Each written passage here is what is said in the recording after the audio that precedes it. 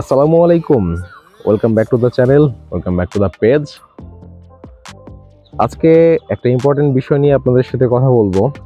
এটা হচ্ছে কোন ইঞ্জিন অয়েল কত কিলো পর্যন্ত চালাবেন, এবং অবশ্যই আমি এটা এক্সপেরিমেন্টমূলক একটা ভিডিও করতেছি।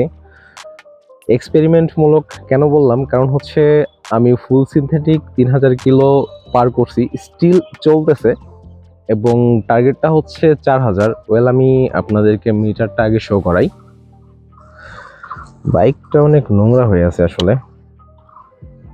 ট্যুর থেকে ঘুরে এসে আর ওয়াশ টোয়াশ করা হয় নাই। আচ্ছা, এই হচ্ছে আমার ট্রিপ বি, যেটা আমি সবসময় মাইলেজের জন্য ব্যবহার করি। আর টোটাল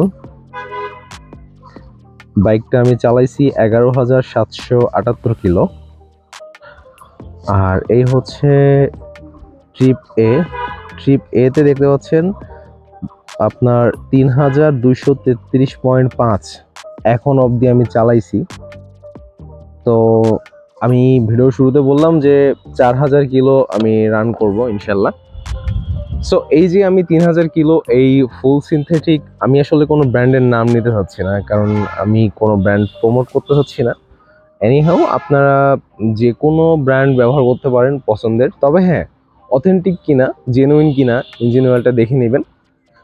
এবং ইঞ্জিনের যে গ্রেড, আমাদের যেমন হন্ডা এক্স ব্লেড, এটার গ্রেড হচ্ছে 10W30। এখন গ্রেডটা অবশ্যই মেনটেন করতে হবে ভাই। এবারে আসি ইঞ্জিন অয়েল ড্রেন নিয়ে আমাদের মাঝে যে মিথটা রয়েছে এইটার বিষয়ে। তো আসলে ব্যাপারটা এরকম যে মিনারেল হচ্ছে 1000, 1200, 1500 এর বেশি চালানো যাবে না। এবং অনেকেই আছি যারা কিনা এটা চিন্তা করে যে 1000 কিলোর ওপরে মিনারেল চালানো উচিত না। আমার যখন আমি ব্রেকিং পিরিয়ড কমপ্লিট করলাম, এরপরে একটা মিনারেল দিয়ে আমি 2200 কি 2300 কিলো চালাইছিলাম। সামহাও ওই ভিডিওটা আপলোড করা হয় নাই, বাট ক্লিপ আমার কাছে আছে, আমি ইনশাল্লাহ শেয়ার করবো আপনাদের সাথে। আর আসলে ভিডিও দিতে অনেক গ্যাপ হয়ে যাচ্ছে, লিটারেলি 22 দিনের পর মনে হয় আজকে একটা ভিডিও করতেছি।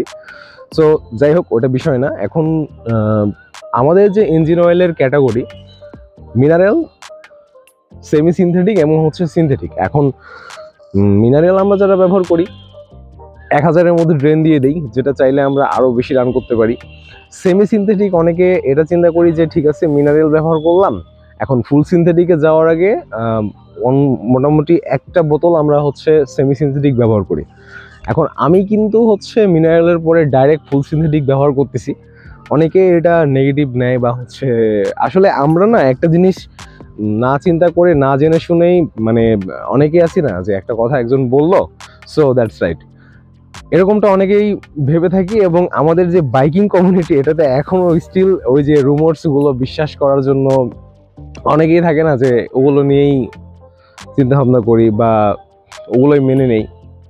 তো ব্যাপারটা হচ্ছে আমাদের ইঞ্জিন অয়েলের, যখন আমরা ইঞ্জিন অয়েলটা ইঞ্জিনে প্রবেশ করাই, সো এখানে আমরা যখন ইঞ্জিন অয়েলটা প্রবেশ করাই, তো এখান থেকে আমরা মোটামুটি ভিসকোসিটি কিন্তু চেক করতে পারি। তো ঠিক আছে, ভিসকোসিটি অনেকে সন্দেহ থাকলে চেক করে নেবেন। এবং আমি নাম বলবো না, কিছু কিছু ব্র্যান্ড রয়েছে পপুলার ব্র্যান্ডের মধ্যেই ফুল সিনথেটিকের রিকমেন্ড থাকে হচ্ছে 4000, 5000। সো এখানে 3000 চালালে যে গাড়ির এমন একটা ক্ষতি হবে বা আপনার ইঞ্জিনের লংজিভিটি কমে যাবে, এরকম কোনো ইস্যুই নাই, আপনি চাইলে ব্যবহার করতে পারেন। আর ইঞ্জিন অয়েল যখন আমি ড্রেন দিব, যেহেতু 4000 হতে আরও বাকি আছে, তো ইনশাল্লাহ ওই সময়টা ভিডিওতে আমি সব কিছু পুঙ্খানুপুঙ্খানুভাবে আমি আপনাদেরকে দেখাবো যে ইঞ্জিন অয়েল ড্রেন দেওয়ার পরে ইঞ্জিন অয়েলটার অবস্থা কেমন আছে, এবং আসলেই কি চালানো সম্ভব কিনা। যেহেতু আমি শুরুতে বলছি যে এটা মূলত একদম এক্সপেরিমেন্ট একটা ভিডিও, সো হোপফুলি আশা করি আপনাদের উপকারে আসবে। আর অনেকেই বলতে পারেন, ভাই কি ব্যাপার, আপনার 2000 বা 1500 চালাই আপনি কি ড্রেন দিতে পারেন না? হ্যাঁ ভাই, পারা যায়। এখন ব্যাপারটা হচ্ছে যে আমার কাছে এটা বিজনেস পলিসি মনে হয়েছে যে আপনি এত কিলো চালাইতে পারবেন না, আপনাকে বাধ্য করা হচ্ছে ইঞ্জিন অয়েলটা কেনার জন্য।